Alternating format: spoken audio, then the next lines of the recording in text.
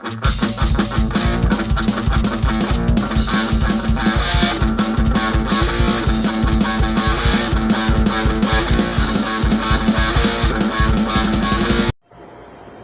aí pessoal, sejam bem-vindos a mais um vídeo aqui do Super Acadêmico. Hoje continuando com a nossa playlist aqui do livro Antropologia Cultural do Luiz Gonzaga de Mello. Hoje a gente chegou aqui no episódio 21, 21º episódio, com o capítulo capítulo 13, que é sobre economia. A gente está vendo justamente os temas tratados por antropologia. E aí no último episódio a gente viu sobre parentesco, nesse vamos ver sobre economia. Antes de começar, não esqueça de se inscrever no canal, dar like no vídeo, comentar, compartilhar, ser membro, dar o like especial, valeu, apoiar o canal através do Apoia-se e dar uma olhada no meu livro, O Em Busca da Verdade 13 e meus outros livros também. Está tudo aí na descrição do vídeo, olha aí com atenção que tem muita coisa legal na descrição do vídeo. Então vamos ver aqui o que é que o Luiz Gonzaga de Mello fala sobre a economia como tema antropológico. E como sempre, podendo postar algum dado aqui, o Copilot, para colocar para a gente dados, informações mais específicas. Então os tópicos do capítulo são: economia, uma antropologia especial, o fato econômico, economia de mercado, economia de status e economia e tecnologia. Ele traz aqui um epígrafe do Marshall Sahlins, que a gente já tratou ele quando eu falei sobre o estruturalismo. Nas culturas arcaicas, perante relações sociais que são essencialmente relações de parentesco, a praxis bate em retirada. Quer dizer, ele pegou um elemento do vocabulário marxista para falar sobre essa questão da economia nas sociedades mais arcaicas, chamou de arcaicas, né? Por causa das relações de parentesco. Não é que isso aqui está no capítulo, não existem relações econômicas nesse tipo de sociedade. Quer dizer que outros elementos são mais predominantes no modelo econômico adotado. Como exemplo, a própria economia trobiana descrita pelo Malinowski. Você tem um conjunto de relações que são econômicas, que há uma troca e há um valor embutido na troca, mas que não é convertido em dinheiro, como nós entendemos valor. Então tem muito a ver com os status produzidos pelas posses dos elementos trocados. E a própria obrigação de devolução dos objetos trocados com outros objetos por status. Certo? Então é importante você dar em retribuição uma coisa bem feita, um objeto bem feito, um objeto tão bem feito quanto, de valorização social parecida. Certo? Então vamos lá. O que é que ele vai dizer aqui para nós? Uma antropologia especial. Tem surgido na antropologia um novo campo de estudo que, por sinal, vem ganhando muita força. Trata-se do denominado de antropologia econômica. É verdade que a antropologia clássica não se distinguiu muito nesse campo de estudo. O fato talvez se deva a que o sistema de parentesco, como ofuscou os outros domínios da atividade social nas sociedades de pequena escala, habitualmente objeto de estudo da antropologia. Seria de esperar que a antropologia acontecesse o mesmo que vem acontecendo com outras ciências humanas e sociais, a especialização. Então você tem uma antropologia da religião, uma antropologia da arte, uma antropologia da economia, da política. Aqui ele fala de antropologia de sociedades camponesas, sociedades tribais. Então, por exemplo, uma especificidade de antropologia que eu gosto muito é a antropologia da saúde, né? Cujo um dos maiores representantes, pelo menos que eu conheço, é o François Laplatine, que aqui no canal tem, aqui na playlist de antropologia, um vídeo falando justamente sobre antropologia da doença, né, e duas obras dele, a Etnopsiquiatria e Antropologia da Doença, né, são dois livros do François Laplatine que falam sobre isso. E esse tipo de especialização eu acho bastante interessante porque abre espaço para muitas pesquisas, né, de vários âmbitos. Então aqui, por exemplo, nessa parte tem uma antropologia especial, o autor aqui vai falar sobre como foi pesquisado no norte da África o sistema de trocas a partir do uso do gado como elemento básico da troca, já que era valorizado para aquela sociedade as cabeças de gado. Então, quando havia os casamentos, tal, havia a troca dessas cabeças de gado de um certo valor. Então, quanto mais gado, mais cabeças de gado era dado em troca, né, como dote de um casamento, mais era valorizado, mais se sentia o valor daquele cônjuge, geralmente as mulheres, né? Então isso é bem interessante porque são maneiras de ver a economia diferentes.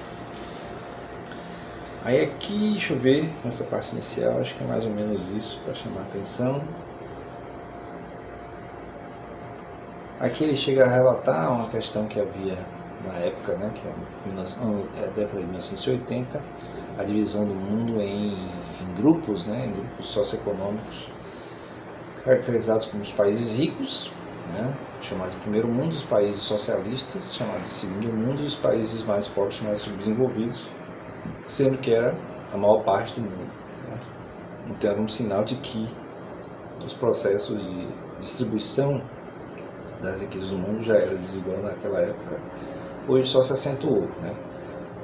O socialismo histórico meio que não desapareceu, né? Modificou bastante sua natureza, né?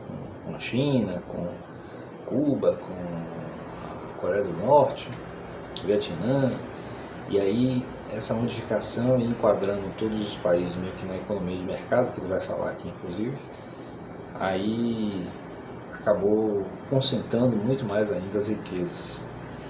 Bom, mas aí, no caso, o estudo antropológico sobre isso seria justamente os resultados nas culturas dessa concentração, fazendo com que povos, né, povos inteiros tenham que se modificar seu regime de vida, seu modo de vida, para poder estar dentro da economia de mercado.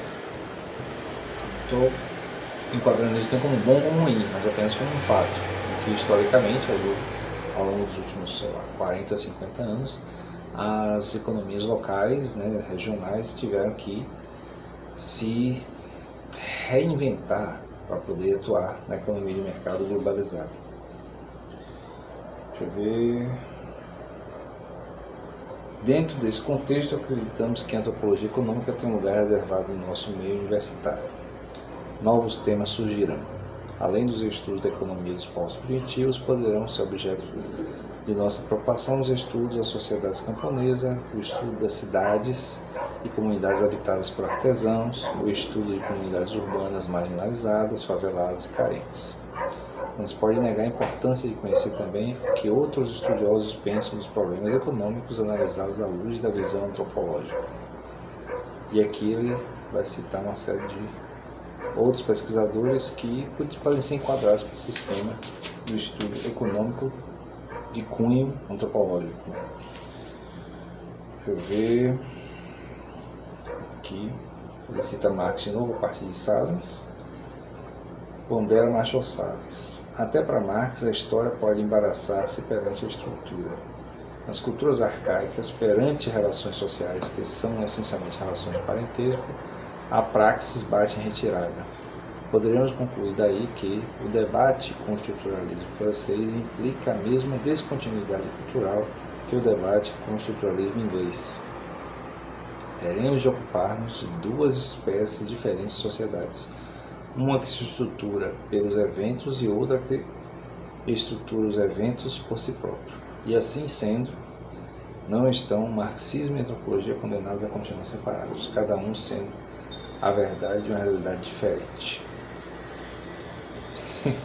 Então, nesse caso aí, né, você tem uma aplicação das teorias de Marx na antropologia. Uma pretensão, inclusive, que o próprio Marx e Engels tinham, né, ao assumir uma espécie de universalidade na questão das classes sociais, poderia ser aplicado também na compreensão e na atuação sobre as sociedades ditas primitivas na época do século XIX, que estavam em contato com as nações europeias via colonialismo. Então, o colonialismo, como a atuação econômica dos países mais ricos, tende a ser, por um lado, predatório, por outro lado, civilizatório do ponto de vista cultural, civilizatório do ponto de vista europeu, claro, né? É eurocêntrico. E aí isso dá margem para muito objeto de pesquisa, né? Muito tema de pesquisa dentro desse enquadramento que o Marshall Sahlins mencionou aqui. Bom, aí tem um item chamado fato econômico. Os autores discutem o que deve ser tomado como fato econômico. Etimologicamente, economia significa administração da casa. A palavra grega oikos significa casa e está presente também na palavra ecologia, tratado ou estudo da casa, do habitat. Bom, então dá para ver que as origens do termo economia tem muito a ver com a cultura, tem muito a ver com o cotidiano de uma família, de uma pessoa, de uma tribo, já que a economia seria o cuidado, né, a administração e a gestão da casa. Deixa eu ver aqui. O que se pode dizer é que a atividade econômica, como política, religiosa e artística, são sociais ou têm aspectos sociais ou culturais. Afinal, a atividade econômica não envolve apenas as relações do homem com a natureza, mas igualmente, sobretudo, as relações do homem com outros homens, claro. Certo? Então, a economia, a base da economia, de economia moderna, são as relações entre as pessoas. É claro que mediado, principalmente, por aquilo que é considerado valoroso, no caso da nossa sociedade, é o dinheiro. O Marshall Sahlins até fala disso também. Ele diz que na nossa sociedade os objetos de troca se converteram todos do mesmo elemento de troca, que é o dinheiro. Devido ao fato dos economistas terem centrado sua atenção no estudo de povos civilizados entre aspas, é claro, né? A maioria deles achava que não existia economia entre os povos civilizados. Não existia, tem uma coisa errada aqui, a maioria deles achava que não existia economia entre os povos civilizados. Deve ser fora, né? Outro motivo que levou este estudioso a pensar assim foi, sem dúvida, o fato de, na sociedade de pequena escala, ainda existir uma série de instituições econômicas muito importantes para a vida dos povos ocidentais, especialmente a moeda, né? Nem a moeda era conhecida na maioria desses povos.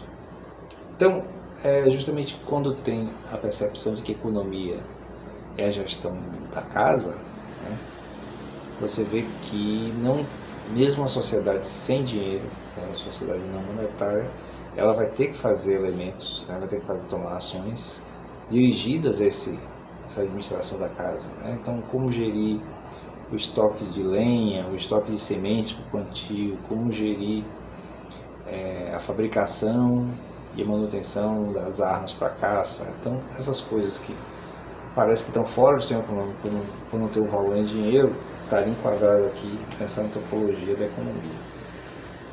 Aí aqui ele fala, tem um item daquilo que foi no começo do vídeo, que é a questão da economia de mercado e da economia de status. Então, a chamada economia de mercado é para ser nossa, né? É a economia em que nós, né, trabalhadores, vendemos nossa força de trabalho em troca de salário.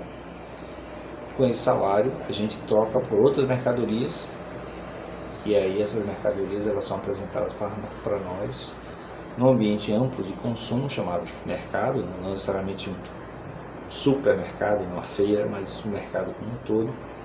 E aí isso que é ofertado vai sofrer todo tipo de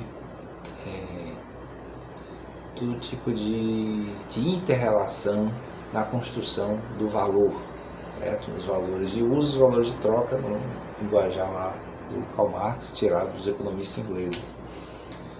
Então é colocado no mercado uma série de produtos, de serviços, de pessoas, que vai ser atribuído um certo valor, geralmente convertido em moeda, né, em valor monetário, e aí, a depender das diferentes ofertas e demandas, das diferenças entre o que é ofertado com certa escassez e do que é ofertado com abundância, vai se criar esses vínculos de valor monetário, e aí vai se atuar, ou a gente atua nesse mercado, certo? É assim que seria a economia de mercado. Aí a economia de Estado seria o tipo de economia em que, principalmente não tendo valor monetário envolvido, o status que é adquirido ou atribuído, como a gente falou no último vídeo, né? Status adquirido, status atribuído, ele que vai funcionar como elemento de valor nas trocas. E essas trocas não são necessariamente de objetos, pode ser trocas de sinais, trocas de favores, né? Então é importante que o chefe de uma tribo tal ceda suas filhas para o casamento com a tribo vizinha, porque no caso de uma guerra, a tribo vizinha tem a obrigação, né, de ajudar a tribo original, justamente porque lhe foi atribuído o status de aliado a partir daquela união do casamento. Quer dizer, não houve aí envolvido diretamente moeda, dinheiro, valor econômico no sentido que a gente entende, mas no entanto teve uma economia aí envolvida, já que houve a gestão da manutenção das relações entre as tribos e com outras tribos inimigas, digamos assim. Quer dizer, um aliado, uma guerra muito importante, talvez mais do que ter dinheiro, né? Nesse caso aí. Bom, então aqui alguns exemplos sobre essa da economia de status, compartilhado com os demais termos de status. Em muitas sociedades do Pacífico Sul, o homem trabalha não para alimentar os próprios filhos, mas para alimentar os filhos de sua irmã. Seus próprios filhos serão alimentados pelo irmão de sua mulher. Em certas tribos de caçadores é comum o caçador dar algumas partes do animal abatido a apenas determinados parentes, talvez 8 ou 9 partes diferentes, sejam dadas respectivamente a 8 ou 9 parentes. Assim os gêneros são distribuídos e consumidos, quer dizer, as partes da caça. Quer dizer, não é uma distribuição de uma caça a partir de um certo critério, é também algo que pode ser atribuído como uma ciência econômica, digamos assim. Tem alguns exemplos relacionados ao Brasil. Aí depois tem o item economia e tecnologia, eu acho que é o último. Então a ideia aqui, né, na produção de produtos químicos, o economista não se interessa diretamente pelas técnicas próprias da química mineral ou orgânica, mas pelas relações sociais implicadas na produção. Isso aqui é uma citação para chamar a atenção de que todo elemento de inovação, todo elemento de aplicação de técnica humana sobre uma certa ação, né, realmente da natureza, uma certa evento da natureza, envolveria isso aqui, essa relação entre economia e tecnologia, certo? Então, eu vou dar um exemplo aqui que é bem típico da antropologia clássica. Então, você tem um modelo econômico tribal de um grupo indígena em que aquela tribo, né, aquelas pessoas, elas cultivam uma certa coisa, né, mandioca, inhame, arroz, milho, seja o que for, de uma maneira tal, usando ferramentas tradicionais que ele sempre teve. E aí o contato com outro grupo social, pode ser um colonizador, alguma coisa assim, mostra para aquela pessoa uma ferramenta nova que ele não conhecia, sei lá, um facão, uma enxada, alguma coisa assim, feito de material que ele não conhecia, e aí ele adota aquilo ali nos seus processos econômicos, na sua produção agrícola. Então, isso aí você tem a inserção de uma nova tecnologia. Então, a tecnologia que era usada antes, ela pode ser ou abandonada ou adaptada para encaixar a nova tecnologia que traz maior eficiência e eficácia na produção. Então, isso aí seria um exemplo de como a inserção da economia, a inserção da tecnologia na economia. E isso vale para qualquer povo, né, para qualquer sociedade. Então, por exemplo, todo mundo fala da sua dependência dos computadores, dos celulares e tal, mas sem eles, como ferramentas, né, tecnológicas para o nosso dia a dia, ia ser muito difícil o nosso modelo de sociedade continuar existindo e avançando, para o bem e para o mal.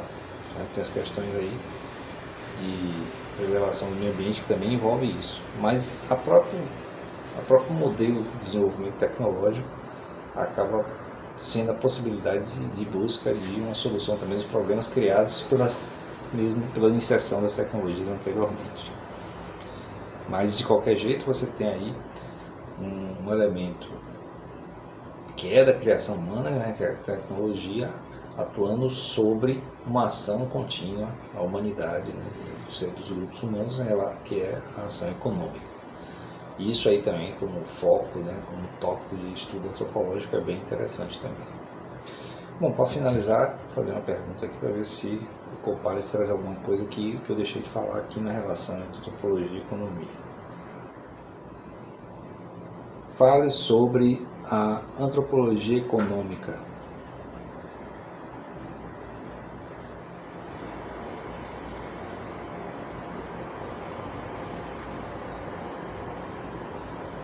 Claro! A antropologia econômica estuda como as pessoas organizam, obtêm recursos e atribuem valor dentro de contextos sociais e culturais específicos. Em vez de focar apenas em modelos econômicos formais, ela explora as complexidades das relações sociais e culturais que moldam as atividades econômicas em diferentes contextos. Pronto, é isso aí. Então dá para ver que não é nada tão complicado a ponto de ser alguma coisa realmente nova. Mas é claro, né, as delimitações de áreas de estudo acaba intercalando. Como hoje muita coisa interdisciplinar e multidisciplinar, é muito difícil separar. Mas com certeza seria interessante ver, por exemplo, um antropólogo pesquisando as relações interpessoais nas bolsas de valores e o resultado dessas relações para o efeito na economia de larga escala, o que com certeza é uma coisa que acontece, porque muitas das decisões feitas pelos mega milionários aí afeta todo mundo, muitas pessoas do mundo, e no entanto fica parecendo que é uma coisa exclusivamente econômica, e no entanto acaba sendo, na minha opinião, uma coisa social e cultural. Do mesmo jeito que seria interessante colocar economistas para perceberem e lidarem com atividades tribais, né, que não utilizam dinheiro, para ele perceber que economia não é simplesmente o uso do dinheiro. Certo? Então é isso, vou ficando por aqui, espero que vocês tenham gostado, estejam gostando da playlist, deem sua opinião, coloquem comentários e não esqueça de se inscrever no canal se não está inscrito. A gente está com o desafio Michel Foucault aí rolando, daqui até o final do ano, chegando a 5.000 inscritos. Se a gente conseguir essa meta, eu vou raspar o cabelo para ficar igual com o Michel Foucault, parecido, mas a meta é essa. Dê like no vídeo, comente, compartilhe, seja membro, se quiser, ser membro do canal para ter acesso a conteúdos exclusivos. Dê uma olhada também no Valeu, para dar uma gorjeta para o canal. Você pode ser um apoiador do canal através do Apoia-se e também dê uma olhada no meu novo livro e nos outros livros que estão no clube de autores. Até o próximo vídeo.